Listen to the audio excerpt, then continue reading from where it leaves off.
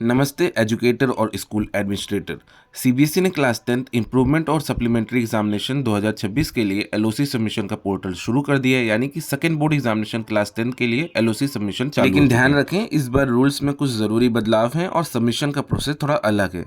अगर आप चाहते हैं कि आपके स्टूडेंट का फॉर्म बिना किसी टेक्निकल एरर के और सही समय पर सबमिट हो जाए, तो ये वीडियो को एंड तक ज़रूर देखिएगा। आज हम बात करेंगे, स्टेप बाय स्टेप देखेंगे कि पोर्टल पर कैसे लॉगिन करना है और कैंडिडेट को सही लॉट में कैसे सेलेक्ट करना है। तो चलिए शुरू करते हैं। जब आप एलओसी के पोर्टल पर लॉगिन कर लोगे तो आपको कुछ इंस्ट्रक्शंस देखने को मिलेंगे, स्टेप्स देखने को मिलेंगे, जैसा कि आप स्क्रीन पे भी देख पा रहे होगे। तो पहले इनको समझ लेते हैं। सबसे पहले आपको पोर्टल के टॉप नेविगेशन बार में ऑप्शनल इंप्रूवमेंट मेनू पर क्लिक करना होगा। यही वो मेन जगह है जहां से आपका पूरा प्रोसेस स्टार्ट होगा। इसके बाद आपको क्लास 10th पर क्लिक करना है। यहाँ ध्यान रखने वाली बात यह है कि एक स्टूडेंट क्लास 10th के लिए मैक्सिमम 3 सब्जेक्ट्स तक ही इम्प्रूवमेंट एग्ज़ाम दे सकता है। आप स्टूडेंट्स को मल्टीपल लॉट्स में सेलेक्ट कर सकते हैं। मतलब अगर आपके पास में 50 बच्चे हैं तो आप 10-10 करके अलग अलग बैचेस लॉट्स में उनका डेटा सेव कर सकते हैं। ठीक है। ये सारा प्रोसेस कंप्लीट करने के बाद में स्टूडेंट सेलेक्ट करने के बाद आपको चेक एडिट वाले ऑप्शन पे क्लिक करना होगा। इसका फ़ायदा ये है कि ये हर एक लॉट के लिए चेकलिस्ट जनरेट करेगा। इससे आप डबल चेक कर सकते हैं कि किसी स्टूडेंट का नाम या सब्जेक्ट गलत तो नहीं भरा गया। ठीक है। यहाँ आपको पुराने रिकॉर्ड को डिलीट करने का ऑप्शन भी मिलता है। चौथे पॉइंट की बात की जाए तो अगर चेकलिस्ट चेक करते वक्त आपको कोई भी ऐसी एंट्री मिलती है जो गलती से हो गई है, तो आप उन्हें चेक या एडिट लिस्ट में जाकर उस स्पेसिफिक स्टूडेंट्स के रोल नंबर को डिलीट बटन से हटा सकते हैं। सबसे आखिरी में आपको एप्लीकेशन लिस्टिंग मेन्यू पर जाना है और ऑल सेलेक्ट करना होगा। इससे आप जितने बच्चे भी सेलेक्ट किए होंगे उनकी एक कंप्लीट लिस्ट जनरेट हो जाएगी, जिसे आप वेरीफाई कर सकते हैं एट द लास्ट में। अब बात कर लेते हैं कुछ इंपॉर्टेंट नोट्स के बारे में कि पेमेंट कब होगी। तो फाइनलाइजेशन और पेमेंट का बटन अभी नहीं आएगा। ये ऑप्शन तभी खुलेगा जब बोर्ड एग्जाम का रिजल्ट डिक्लेयर हो जाएगा। अभी सिर्फ सिलेक्शन का काम चल रहा है। ठीक है। ध्यान रखने वाली बात ये भी है कि स्टूडेंट डायरेक्टली अप्लाई नहीं कर सकते। ये बहुत इंपॉर्टेंट है। इंप्रूवमेंट का फॉर्म सिर्फ स्कूल लॉगिन के जरिए ही भरा जाएगा। अगर कोई स्टूडेंट खुद डायरेक्टली अप्लाई करने की कोशिश करेगा तो उसका एप्लीकेशन रिजेक्ट हो जाएगा।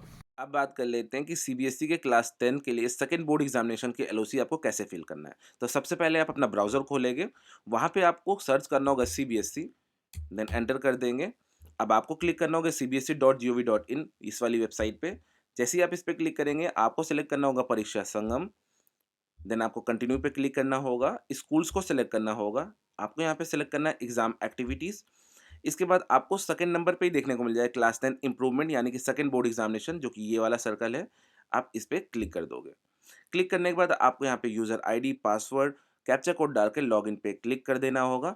लॉगिन पे जैसे ही आप क्लिक कर देंगे तो आपके सामने कुछ स्टेप्स देखने को मिलेंगे, जो कि हमने ऑलरेडी स्टार्टिंग के वीडियो में डिस्कस कर लिया था।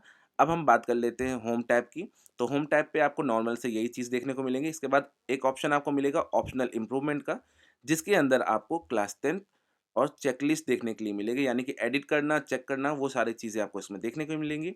एप्लीकेशन लिस्टिंग मिलेगी और लॉग आउट का ऑप्शन मिलेगा। तो अब आपको करना क्या है, आपको सबसे पहले ऑप्शनल इम्प्रूवमेंट में आना है, क्लास 10 को चूज़ करना होगा। जैसे ही आप इस पे क्लिक करेंगे, आपके सामने स्टूडेंट्स की डिटेल आ जाएगी, जिसमें सीरियल नंबर होगा, टिक टू सेलेक्ट, यानी कि जिस भी स्टूडेंट को आपको इम्प्रूवमेंट एग्जाम देना चाहते हैं या जिनको भी इच्छा है कि वो अपना एग्जाम इम्प्रूवमेंट के लिए देना चाहते हैं, तो उनको आप यहाँ से टिक करेंगे। बच्चे का रोल नंबर आ जाएगा, कैंडिडेट नेम आ जाएगा, और यहाँ से आप सेलेक्ट कर सकते हैं subject not more than 3। Means आपके पास सारे ऑप्शन तो अवेलेबल रहेंगे। मान लीजिए किसी बच्चे ने 6 एग्ज़ाम में अपीयर किया है, तो वो सारे 6 एग्ज़ाम के लिए आप यहाँ पे है, बट आप उनमें से सिर्फ 3 सब्जेक्ट को चूज़ कर सकते हैं जिसमें वो इम्प्रूवमेंट एग्ज़ाम देना चाहता है।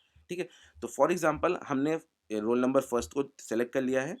जैसे ही हम सेलेक्ट कर लेंगे, ये चीज़ क्या हो जाएगी, पूरी येलो हो जाएगी। ठीक है? इसके बाद आपको मान लीजिए 3 सब्जेक्ट चूज़ करना है, तो मैंने को सब्जेक्ट कोर्स यहाँ पे दिए हैं, तो आप ध्यान रखिए कोर्स का ध्यान रखना है आपको। यहाँ पे सब्जेक्ट के नेम नहीं लिखे हुए हैं।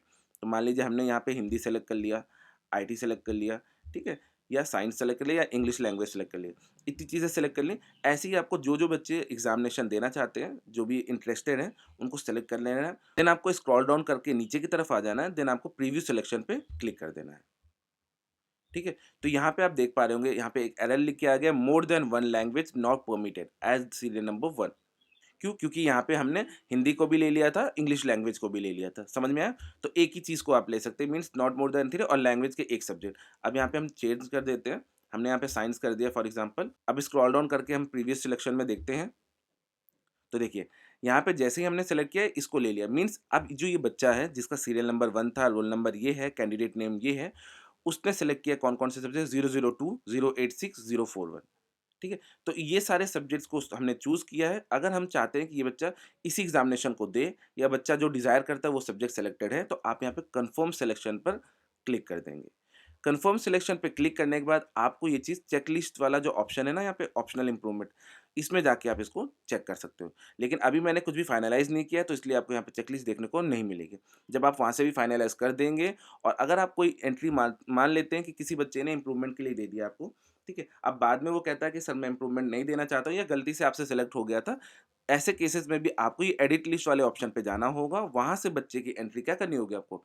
डिलीट करनी होगी, ठीक है? ये सारा प्रोसेस कंप्लीट होने के बाद फाइनल सिलेक्शन कंप्लीट करने के बाद में है, आपकी जो लिस्ट आएगी एप्लीकेशन लिस्ट वो सारी चीज़ आ जाएगी यहाँ पे। अभी यहाँ पे कुछ इसलिए नहीं शो कर रहा है क्योंकि ये एक डेमो सेशन है और मैंने अभी कोई भी स्टूडेंट्स का डेटा नहीं फिल किया है क्योंकि मेरे पास में अभी भी कोई डेटा आया नहीं है, ताकि हम आगे फिल अप कर सकें। ये सारा प्रोसेस कंप्लीट होता है, जैसे ही आप एप्लीकेशन लिस्टिंग में देखेंगे बच्चों को तो वो सारी डिटेल्स आ जाएँगी जिनको भी आपने फाइनलाइज़ कर दिया है। लेकिन पेमेंट का ऑप्शन अभी नहीं आएगा जब तक कि बच्चों का एग्ज़ाम का डिक्लेरेशन नहीं हो जाता, रिज़ल्ट डिक्लेरेशन नहीं हो जाता। ये सारा प्रोसेस तभी कंप्लीट होगा जब आपका डेटा फाइनलाइज़ हो जाएगा, पेमेंट हो जाएगा, तभी जाके बच्चों का एग्ज़ाम सेंटर अलॉट होगा, एडमिट कार्ड अलॉट होगा। तो इस चीज़ का ध्यान रखिएगा। तो कुछ खास नहीं है, थोड़ा बहुत ही टेक्निकल है। कोई अगर आपको दिक्कत समझ में आती है तो आप कमेंट बॉक्स के थ्रू मुझसे पूछ सकते हैं। वीडियो अच्छी लगी तो please like and subscribe to my channel. मिलते हैं नेक्स्ट वीडियो में। Thanks for watching.